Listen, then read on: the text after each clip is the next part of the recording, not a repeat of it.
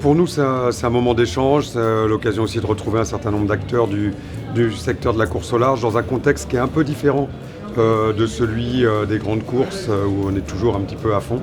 Donc on a plus le temps aussi de se retrouver, d'échanger. Et puis aussi dans des journées comme aujourd'hui où il y a un angle qui est sur le sustainability, la responsabilité de nos projets, c'est de se faire secouer un peu le cocotier, ça fait pas de mal.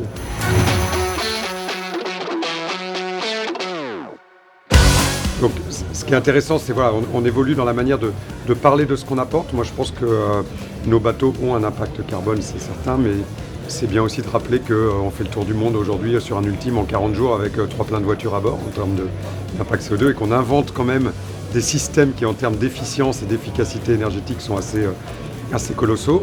Et d'un autre côté, c'est bien aussi de ne pas faire du surplace. Donc même si on utilise une énergie vertueuse, de dire comment on peut s'améliorer, comment on peut progresser.